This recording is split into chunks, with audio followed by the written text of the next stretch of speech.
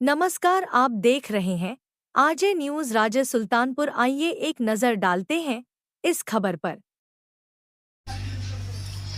नमस्कार, आप देख रहे हैं आरजे न्यूज़ और मैं मोहम्मद जावेद अम्बेडकर नगर राजे सुल्तानपुर। आइए आपको आज की बड़ी खबर से रूबरू कराते हैं। पंडित Ram Awadh Smarak inter college Masina Mirzapur Chahoda road Ramnagar में माता सावित्रीबाई फुले का जन्मदिन कार्यक्रम आयोजित किया गया। इस मौके पर कार्यक्रम के मुख्य अतिथि पूर्व प्रमुख बलराम गौतम एवं पूर्व जिला पंचायत सदस्य श्री प्रद्युम्न यादव की अध्यक्षता में हुआ। कार्यक्रम का संचालन श्री ध्रुव चौरसिया ने किया। कार्यक्रम के अध्यक्ष श्री प्रद्युम्न यादव ने दीप प्रज्वलित एवं पुष्प अर्पित कर कार्यक्रम का शुभारंभ किया। प्रद्युम्न यादव ने बताया कि समाज सेविका प्रथम अध्यापिका माता सावित्रीबाई फुले का जन्मदिन आज पूरे देश में धूमधाम से मनाया जा रहा है। महिलाओं के उत्थान के लिए इन्होंने पुणे में पहले विद्यालय 1848 ईस्वी में खोला। इन्होंने समाज के बहन बेटियों का सामाजिक स्तर सुधारने के लिए एक लंबा संघर्ष किया। इस मौके पर विद्यालय प्रांगण की मेधावी छात्रों को मुख्य अतिथि के द्वारा सम्मानित किया गया। विद्यालय के प्रधानाचार्य श्री N0B0 यादव जी ने आए हुए अतिथियों का सम्मान किया तथा विद्यालय के उप प्रधानाचार्य श्री शीतला प्रसाद दुबे जी के द्वारा उक्त कार्यक्रम में उपस्थित विद्यालय के शिक्षक शिक्षिकाएं श्री राजेंद्र प्रसाद जी, श्री देवेंद्र जी, श्री सत्यपाल जी, श्री सुरेंद्र जी, श्रीमती किरण यादव कुशून्य दीक्षा जी, श्रीमती रीता जी, श्रीमती अंजू जी, कुशून्य अंकिता जी, श्री प्रदीप जी, श्री विकास जी आज लोगों ने अपने विचार व्यक्त किया है। माता सावित्रीबाई फुले के जीवन चरित्र पर चर्चा किया। माता सावित्रीबाई फुले ने 1848 ईस्वी में पहला विद्यालय महिलाओं के लिए खोला था, अपनी बेटियों के लिए खोला था। मेरे दिल में इच्छा हुई कि मैं उस विद्यालय को देखूं। माननीय प्रमुख जी, जब मैं वहां गया तो मैंने देखा कि विद्यालय के सामने जर्जर दीवारें थी और वो दीवारें इतनी कमजोर हो चुकी थी कि उसका गिरने का, उसका नष्ट होने का कोई समय, कोई मुहूर्त ही नहीं था। माननीय प्रिंसिपल साहब, बाहर दीवार के सामने लिखा था दीवारें बहुत जर्जर और कमजोर हैं, कृपया दर्शक बंधुओं से निवेदन है कि संभल कर जाएं और संभल के निकलें।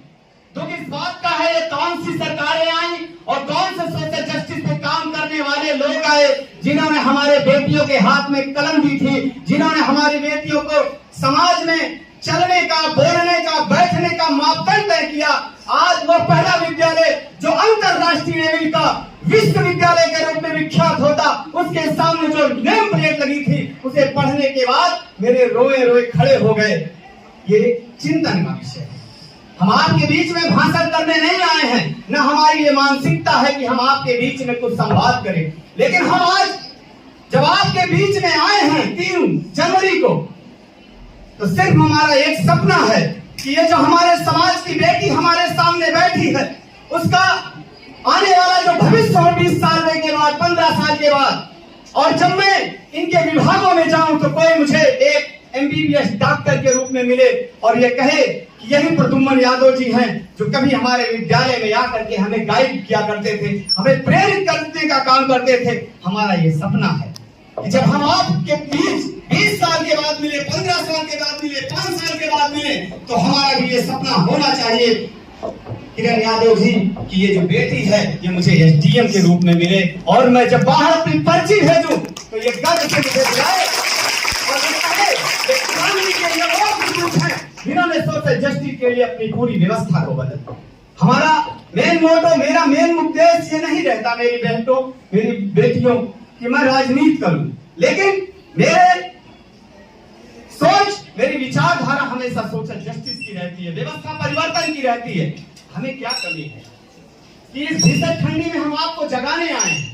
हमारा जो परिवार है उसकी रूपरेखा, उसकी संरचना सबको पता है। अगर जरा सा भी हमसे वो बिलोंग करता होगा, मेरी बहन सेक्शन अफसर है, मेरे भाई उन्नाव जैसे जिले के जिला जज हैं, हमारे भाई कैंटन डाक कोर्ट के समीक्षा अधिकारी हैं, और जैसा कि हमने आपको बताया कि हमारे घर में उस समय शिक्षा दीक्षा थी जब दूर दूर तक लोग पढ़ाने किया जाए।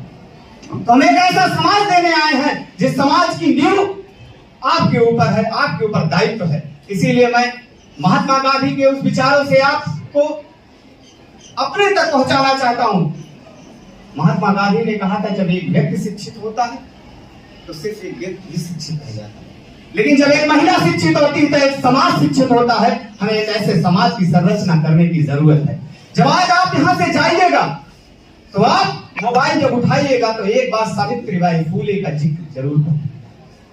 जब आप यहाँ से आज जाइएगा तो इनके साथ संघर्ष करने वाली वो अल्पसंख्यक समाज की बेटी सुरैया तैयब फातिमा शेख की भी चर्चा जरूर करिएगा। बहुत बड़ा आंदोलन इन्होंने खड़ा किया था। अगर इनके इतिहास को हम बताने लगेंगे तो हमारे समय कम हो जाएगा, लेकिन हम अपने उनका इतिहास नहीं बता पाएंगे। तो मैं सिर्फ आपसे यही कहने आया हूं कि जो आपके बगल में ये किरण यादव जी बैठी और आपके विद्यालय में ये जो सर जी का तो आप नाम सुन सकते थे, लेकिन मैम और मैडम का नाम आप नहीं सुन सकते थे। मैं दावे से कह सकता हूं अगर इसका पूरा श्रेय जाता है तो सिर्फ माता सावित्रीबाई फूले को जाता है। तो अपने जीन्स में, अपने धमनियों में यह हमेशा याद रखिएगा कि हमारे लिए अगर किसी ने अपना लहू बहाया था, हमारे लिए अगर किसी ने स्वाभिमान का बिगुल बजाया था, तो उसी महिला का नाम है सावित्रीबाई फूले, जिसे हम आज याद करने का काम कर रहे थे। महाराष्ट्र में पैदा हुई थी। और आपके लिए एक लाइन के साथ मैं अपनी बात को विराम दूंगा। माझी तेरी कश्ती के तलबगार बहुत हैं, माझी तेरी कश्ती के तलबगार बहुत हैं, कुछ इस पार बहुत हैं, कुछ उस पार बहुत हैं। जिस शहर में तूने खोली है शीशे की दुकान, उस शहर में पत्थर के खरीदार हैं। मैं अपने 2002 के इस दौर में अब जाना चाहता हूं सिर्फ 5 मिनट के लिए। मैं यहीं इंदईपुर पढ़ता था।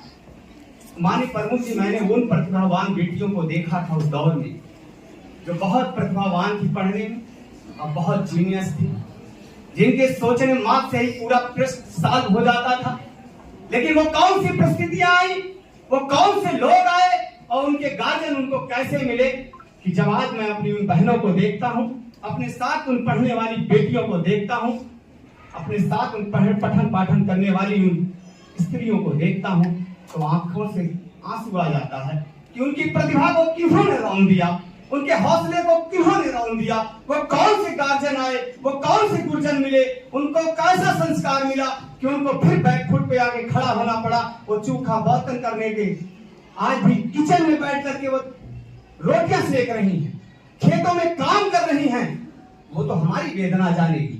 जब हम उस 2002 के उस दौर में जाते हैं तो हम सोचते हैं कि हमें एक ऐसे समाज को तैयार करना पड़ेगा जो बेटियां प्रतिभावान हैं, जो बेटियां पढ़ना चाहती हैं, वो अपने संघर्ष को, चैलेंज को स्वीकार करें। आज 3 जनवरी को पंडित रामवत विश्वविद्यालय में मैं आज घोषणा करके जाता हूं, 1 रोटी कम खाना, बाकी तेवर दिखा देना, परिवार से विद्रोह कर लेना, लौपत गामनी पे बैठ जाना, चली जाना दिल्ली यूनिवर्सिटी में पढ़ने, चली जाना जम्मू में पढ़ने, चली जाना इलाहाबाद पढ़ने, लेकिन समझौता मत करना, क्योंकि अगर ये समय तुमको छोड़ के चला गया तो फिर माफ नहीं करेगा। तब मेरी तरह कोई 2002 की कहानी आपको सुनाता रहेगा। इसीलिए पढ़ने के साथ कोई समझौता, लड़ जाना अपने माँ बाप से, लड़ जाना अपने भाई से, लड़ जाना अपने चाचा से, लड़ जाना अपने चाची से, लड़ जाना अपनी भौजाई से, लड़ जाना अपनी बड़ी बहन से, लेकिन शिक्षा के प्रति कतई